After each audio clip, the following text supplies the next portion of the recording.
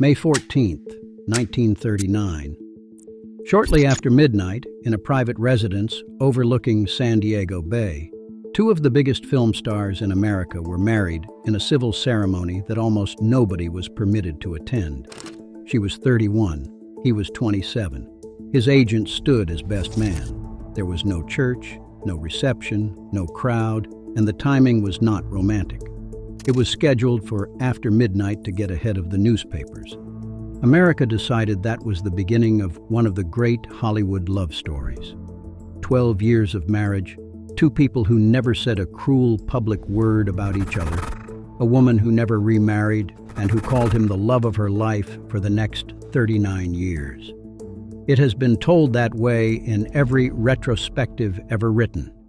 It wasn't a love story that failed, it was a corporate remedy, and the remedy worked exactly as intended, because that wedding was ordered, not encouraged, not blessed, ordered by a film studio in response to a magazine article published 5 months earlier.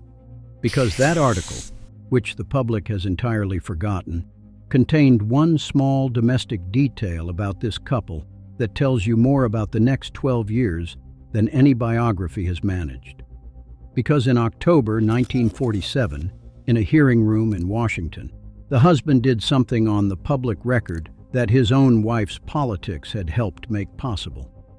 Because when the marriage ended in 1951, she took 15% of his gross earnings for life, and neither of them expected that he would be the one to die first. And because almost nothing survives from inside this marriage, no letters, no diaries, no memoir, no interviews of any substance across 60 years, the single longest verbatim primary source document from the whole of it was printed by the United States Government Printing Office, and it is the transcript of him informing on two colleagues.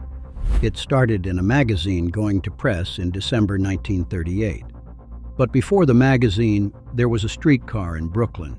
Ruby Catherine Stevens was born there in July 1907, the fifth child of Byron and Catherine Stevens. When Ruby was 4, her mother was knocked off a moving streetcar by a drunk passenger and died of head injuries. 2 weeks after the funeral, her father signed on to work on the Panama Canal and left. He was never seen by his children again. Nobody knows where he died. Sit with the arithmetic of that. 2 weeks. A 4-year-old loses her mother in an accident, and within 14 days, the surviving parent has removed himself from the country permanently. That is not grief, and it is not collapse. It is a man solving a logistics problem by leaving. She was raised in a rotation of foster homes and by her older sister Millie, a showgirl, who took the child on tour with her and taught her the routines backstage. Ruby ran away from the foster placements repeatedly. She left school at 14. She wrapped packages at a department store, cut dress patterns, worked a telephone switchboard. At 15, she was in a chorus line, and by 16 or so, she was working the Broadway roofs and the nightclubs, which in 1923 was not a glamorous business and was not pretending to be. Then in 1926, she was cast in a play called The Noose, and somebody in the production needed a name for her. The story that has come down is that a director looked at an old theater program, took a surname from one item and a first name from another, and handed her the result. Ruby Stevens went into the theater. Barbara Stanwyck came out. Hold on to the name because there is a matching one coming. And the pair of them explain the ending of this story. She did not choose it. Somebody in the business assembled it for her out of spare parts, and she wore it for the next 64 years. Burlesque made her a Broadway star in 1927, and in 1928, she married Frank Fay. That marriage deserves proper attention rather than a footnote, because it is the blueprint for everything that follows, and because she learned inside it exactly what she would spend the rest of her life protecting herself against. Fay was a vaudeville comedian and, in 1928, a considerably bigger name than she was. He was a headliner at the Palace, the master of ceremonies, a man whose act depended entirely on the audience finding him charming. Then they both went to Hollywood, and the thing that nobody could have predicted happened at speed. He did not translate. The style that had killed in a theater died on film, and by 1932 his career was in visible decline. Hers was not. Within 4 years of arriving, she was a major film actress working for Capra, and he was largely unemployed and drinking. The accounts of that household are consistent, and they are ugly. He was violent when drunk, and by several biographers' accounts, the violence was regular rather than exceptional. There is a widely repeated story that he threw the couple's small son into a swimming pool, and I'd label that as recollection rather than record, but nobody has ever seriously disputed the general character of the man in those years. Film historians have argued for decades that the Faye-Stanwyck marriage was one of the sources behind A Star is Born. The fading husband, the ascending wife, the alcohol. Whether or not you accept the direct line, the shape is unmistakable, and the shape is the thing. Watch what it taught her. She was 21 when she married him, and 27 when it ended, and in those 6 years she learned that a man's affection is contingent on his standing, that success is something you can be punished for, and that the person who is supposed to protect you is frequently the danger in the room. She had already learned at 4 that a parent can simply leave. Faye taught her the sequel, which is that a parent can also stay and be worse. They adopted a son in December 1932, a 1-month-old boy named Dion. Remember the boy. He is the worst thing in this story, and he does not arrive properly for another 20 years. The divorce came in 1935, and it was a genuine fight, contested and public, and she won custody. So by the time Barbara Stanwyck met Robert Taylor in 1936, she had survived a father who vanished, a mother killed in an instant, a childhood in other people's houses, and a marriage to a violent alcoholic whose career she had accidentally destroyed by being better at his job than he was. She was 29, and she trusted institutions rather than people. That is the single most important fact about her, and it explains why she made the choice she made in 1939 without a visible argument. Now the other one, and he is not the man the profile suggests. Spangler Arlington Brugg was born in Philly, Nebraska, in August 1911. His father had been a farmer who retrained as a doctor, and the reason he retrained was his wife. Ruth Brew had a heart condition, and her health was the organizing principle of that household for the whole of her son's childhood. She was, by the accounts that survive, extraordinarily attached to the boy and extraordinarily good at requiring things of him. He played the cello, seriously and well. He followed his music teacher from Doane College to Pomona, which is how a Nebraska doctor's son ended up in Southern California at all. He was seen in a college production, screen-tested at MGM, and signed in 1934, and the studio looked at Spangler Arlington Brugg and gave him a new name. There it is again. Neither of these two people was called what they were born being called, and in both cases the replacement was manufactured by the business. That is not a coincidence, and it is not trivia. These were two individuals whose identities were literally the property of an industry before either of them was 30, and people in that position do not keep diaries. Robert Taylor became famous with astonishing speed, magnificent obsession in 1935, Camille opposite Garbo in 1936. He was called the man with the perfect profile, and women wrote to MGM in volumes the studio measured in mailbags, and it became a problem almost immediately because he was too pretty. The press started needling him about it. The beauty, the eyelashes, the fact that he looked better than his leading ladies. And underneath the joking, there were persistent rumors about his sexuality, which in 1937 was the single most expensive rumor a male star could attract. So MGM went to work on him, and the campaign is well documented because MGM ran it in public. They put him on hunting trips and fishing trips. They arranged photographs of him with rifles and horses and dead animals.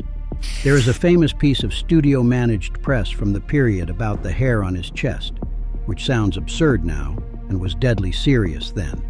They were manufacturing masculinity in response to a market signal, and the most effective instrument available for that purpose was a woman. Not any woman, a tough one, 4 years older, with a Brooklyn accent under the training and a reputation for being the most professional person on any set she walked onto. So what did each of them see? Both columns, honestly, because the version where MGM simply assembled 2 puppets is lazy, and the version where it was pure romance is a press release. She saw the opposite of Frank Fay. That is not a small thing. Every account from that period, including hers, describes Taylor as gentle, unpretentious, funny, and entirely without malice. She had come out of 7 years with a man who hit her, and she said herself that meeting Taylor was like coming out of a black hole. There is no reason to disbelieve her. He saw a woman who knew the business better than he did and could teach him. She had been working since she was 15. He had been a cello student 4 years earlier. She was, by every account from directors, the most technically competent actor of her generation. Knew everyone's lines, never late, never difficult. Treated the crew as colleagues. For a 25-year-old who had been famous for 18 months and was privately terrified of being exposed as a fraud, that was worth more than anything. And the studio saw a solution. Both things ran at once, and that is the pattern for the next 12 years. They did not marry. For 3 years, they lived essentially as a couple in adjoining ranch properties in the San Fernando Valley, and Hollywood knew, and the fan magazines cooperated in describing them as friends. Then, in December 1938, a writer put a piece into Photoplay, and everything changed in a fortnight. The article was called Hollywood's Unmarried Husbands and Wives. It ran under the byline Curtly Basket, and it named names.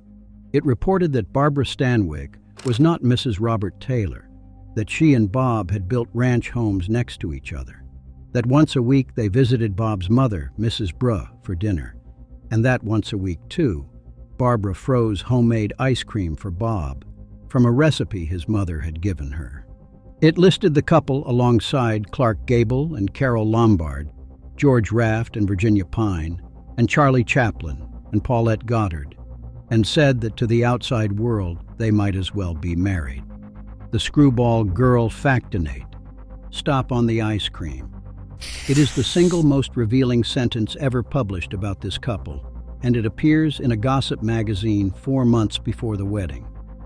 Once a week they drove to his mother's house.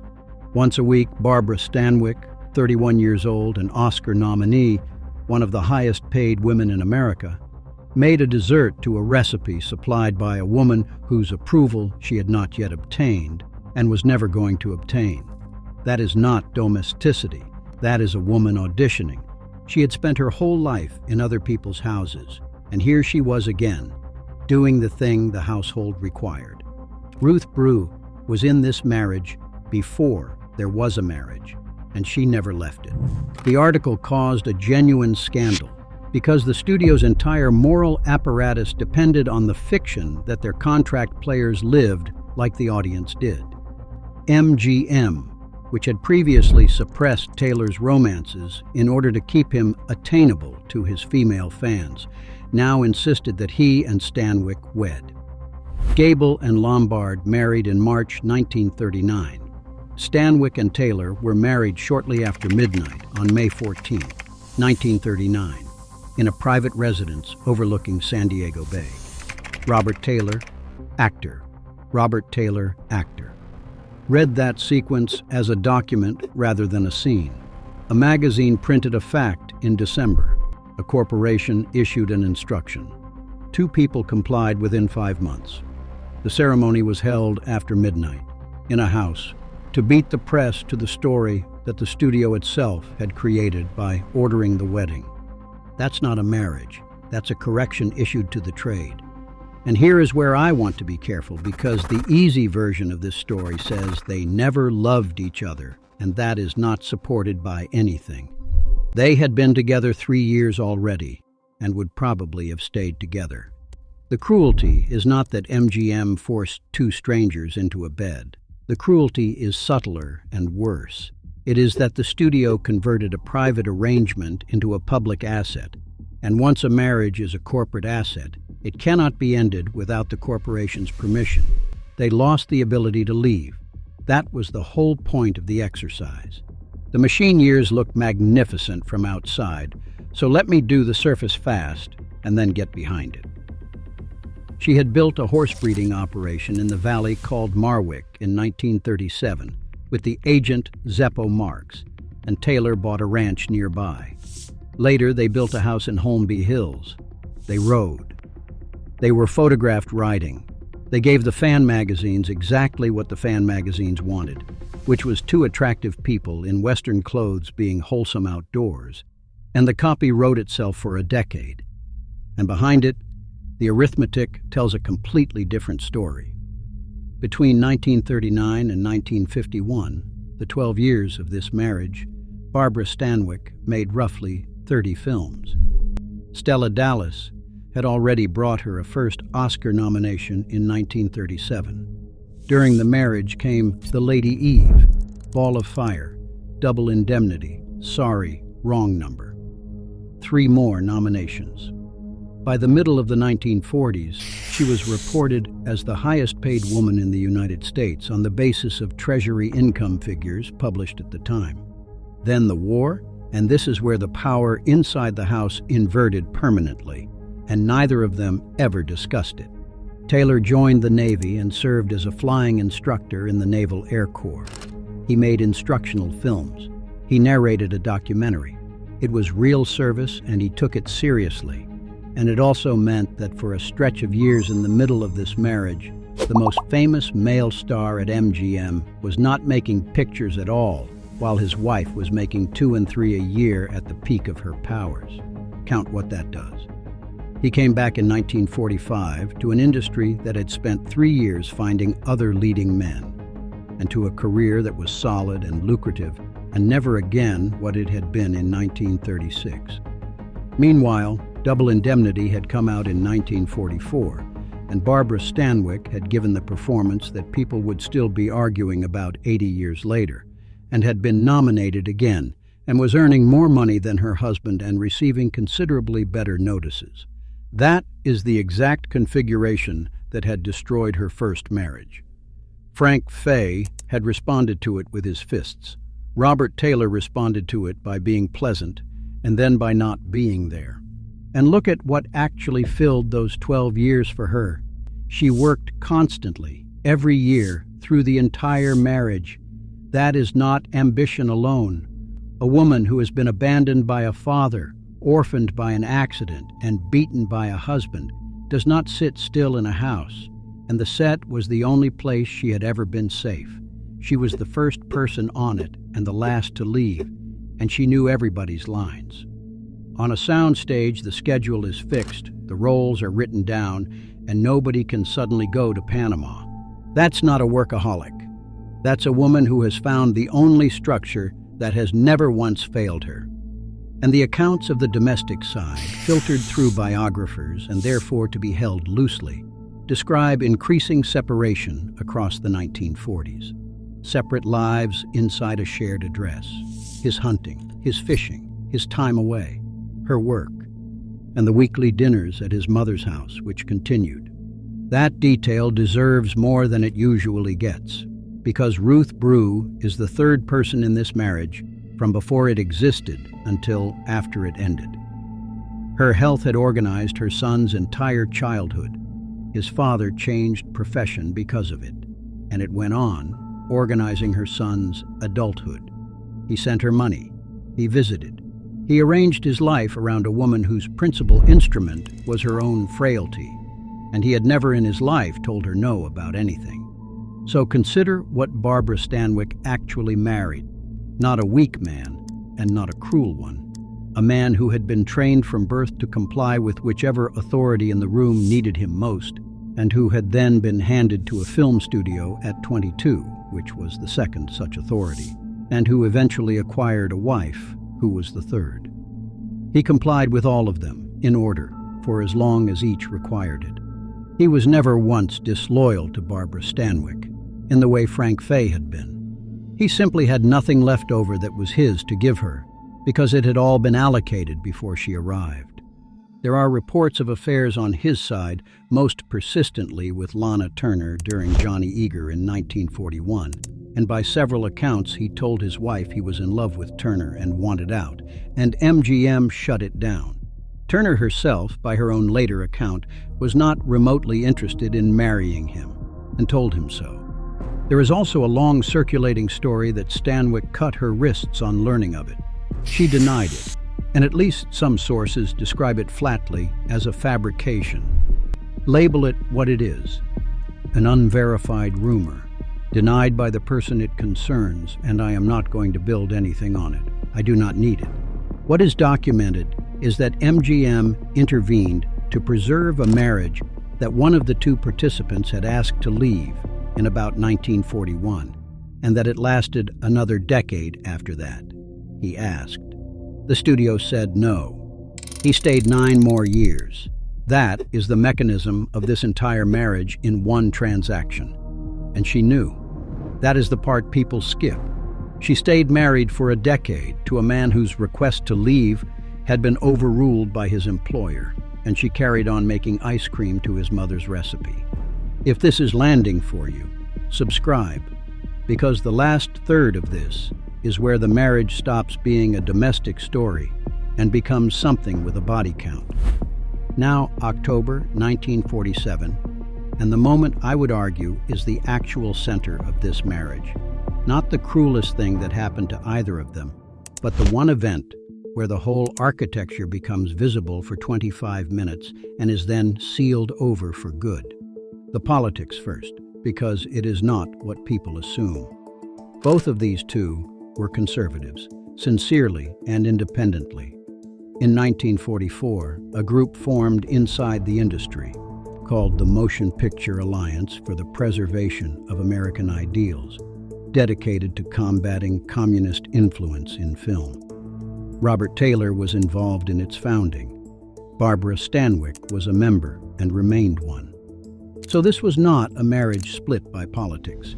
It was a marriage united by them, and that is precisely why the thing that happened next lands where it does. And the sequence matters, because the standard telling makes him a willing informer, and the record is more uncomfortable than that. In May 1947, HUAC held closed sessions in Los Angeles, and Taylor gave evidence there on the understanding that it was confidential. It leaked almost immediately. He was, by every account, furious. He had been crossed up, he said so publicly, and he made it known that he now regarded himself as unfriendly to the committee, if not to the cause. Which changed nothing, because he was then subpoenaed for the public hearings in Washington in October, and a refusal to appear would have meant a contempt citation, and very probably a prison sentence, as it did for 10 other men that autumn. So he went, under compulsion, angry, and testified in front of newsreel cameras, with his studio's publicity department having signed off on the appearance. The whole thing took about 25 minutes. He told the committee he had seen indications of communist activity in Hollywood, and that a number of scripts had appeared to him to be slightly on the pink side. He said he had made Song of Russia against his better judgment, and then committee counsel asked him for names. Pinterest. One chap we have currently, I think, is Mr. Howard Da Silva. He always seems to have something to say at the wrong time. Miss Karen Morley also usually appears at the guild meetings. Counsel asked him to spell Morley's name. He said he believed that was right. Those were the two he could think of at the moment. Historian Alan Royal, historian Alan Royal. Now follow what those sentences did to actual people, because this is where the tidy political framing collapses. Howard Da Silva was called to testify, refused to answer, and was blacklisted. His scenes in a film he had just finished, Slaughter Trail, were cut out and reshot with another actor, Brian Donlevy. He would not be seen on a cinema screen again for close to 10 years. Robert Taylor actor. Read that again, because it is almost too perfect. A man's completed performance was physically removed from a reel of film, and another man's body was inserted in its place. Not censorship of what he said. erasure of the fact that he had been there. Remember that. It happens to somebody else at the end of this story, and the second time, nobody objects at all. Karen Morley had been a working actress since the early 30s, in Scarface and Arsenic and Old Lace and Our Daily Bread. Her career effectively ended. Now, why is that the center of this marriage rather than a footnote about politics? Because of what it reveals about what these two people were.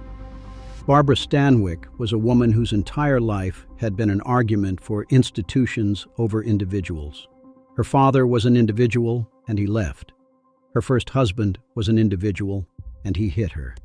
The studio, the schedule, the contract, the call sheet, those had never once failed her. And her politics were the adult expression of exactly that: loyalty to the structure, suspicion of anyone who wanted to change it.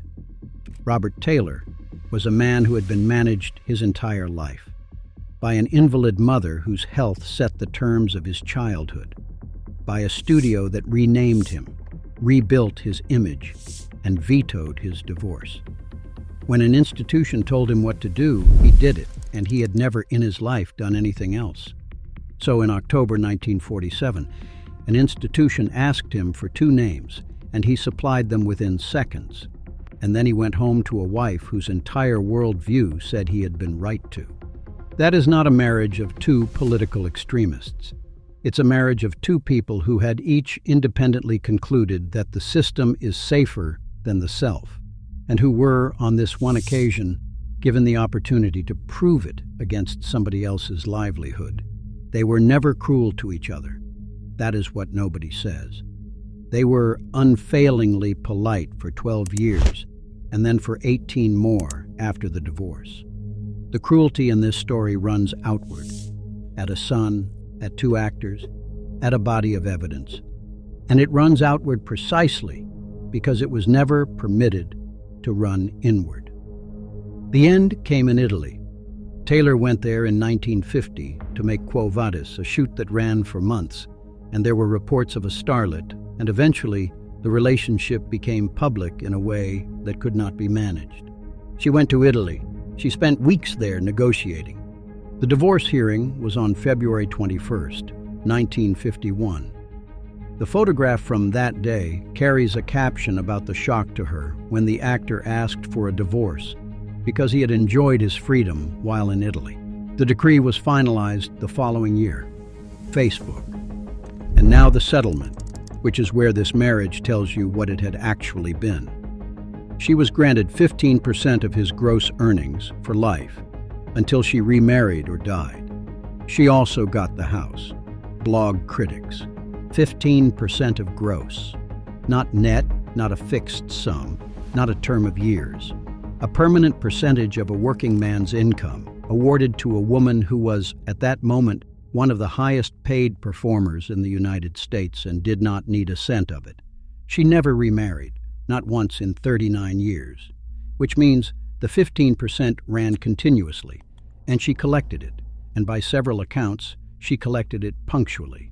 No one expected him to die first. Blog critics. He married Ursula Thies in 1954 and had 2 children. And every year, a percentage of what he earned to raise that second family went to the first wife, under a court order she had asked for and he had not contested, because he never contested anything. According to one account, she pursued back alimony from his estate after his death, at a time when his widow was in financial difficulty. That last claim comes from a single book, and I would treat it as reported rather than established, DPLA. But the 15% itself is not in dispute, and it does not need embellishing. She had grown up with nothing, in other people's houses, on other people's terms, and when the marriage ended, she took the one thing that could not be revoked by anybody, a permanent charge on his income, enforceable by a court, requiring no goodwill from him at all. That isn't greed. That's a woman who learned at 4 years old that the only thing you can rely on is a document. And now the part that is genuinely hard to sit with, and it is not about Robert Taylor at all. Dion, the boy adopted in 1932 with Frank Fay, whom she had fought a divorce court to keep. He was sent away to school. By his own account, given in interviews decades later, his mother became progressively more remote through the 1940s, and after the divorce from Taylor, the contact effectively stopped. He said he did not see her again after his teens. He was left nothing.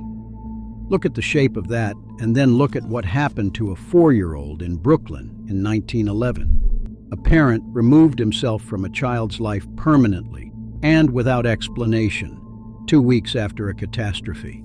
And a generation later, in the years around the collapse of her marriage, the child of that child did the same thing to her own son. I want to be careful because we have his account and almost nothing of hers. She never explained it to him or to anybody. That silence is the point. She did not do it in a rage. She did what her father did, which is to solve an unbearable situation by ceasing to be present and then never discuss it again for 40 years. That's not coldness, that's inheritance. Robert Taylor died on June 8, 1969, of lung cancer. He was 57. His widow had invited Stanwyck to the hospital before the end. Ronald Reagan, then governor of California, delivered the eulogy at the funeral, and the photographs of Barbara Stanwyck at that service are among the very few images of her in public in which she is visibly undone. She lived another 21 years. She did the Big Valley and then the Thornbirds, won her Emmys, took her honorary Oscar in 1982, and gave almost nothing away. She died on January 20, 1990, at 82. She was cremated and her ashes were scattered over Lone Pine, California, where she had made westerns. No grave, no headstone, no plot anybody can visit. She left no place where a person could go and stand and read her name. Now the twist, and it has been sitting in plain sight in the congressional record for nearly 80 years. Try to find the inside of this marriage. Go looking for it. There are no published letters between them.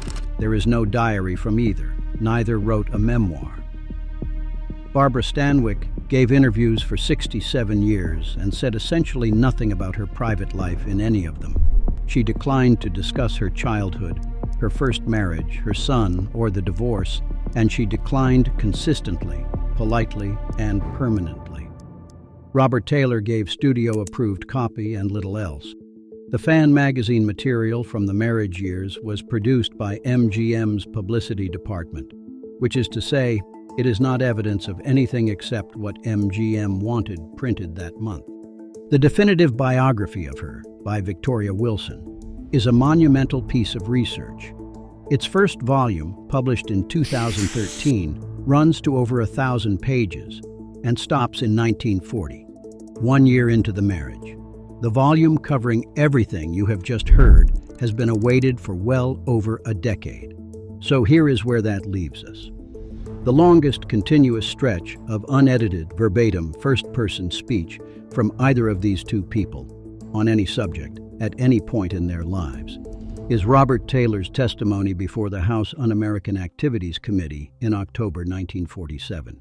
It was transcribed by a government stenographer, printed by the government printing office, filmed by newsreel cameras, and it cannot be revised, withdrawn, or lost. That is the archive of this marriage. Not letters, not memoirs, not the thousands of column inches of manufactured domestic copy. One government document in which a man who had never in his life refused an instruction from an institution was asked for 2 names and gave them. They did not keep a record because they did not own themselves. That is what the 2 invented names at the start of this were about. Ruby Stevens and Spangler Brugg were both replaced by products designed by other people, and people who are products do not write things down. The studio kept the paperwork, and when the studio system disintegrated in the 1950s, most of what it held about their private lives went with it, or was never written down in the first place because the whole apparatus existed to prevent exactly that. MGM controlled this marriage from the article in 1938 to the settlement in 1951. And what MGM controlled, MGM also declined to record. The most successfully managed celebrity marriage of its era is, as a consequence, one of the least documented. There is a counter-archive, and it is small, and it belongs to the people who were written out. Howard Da Silva came back.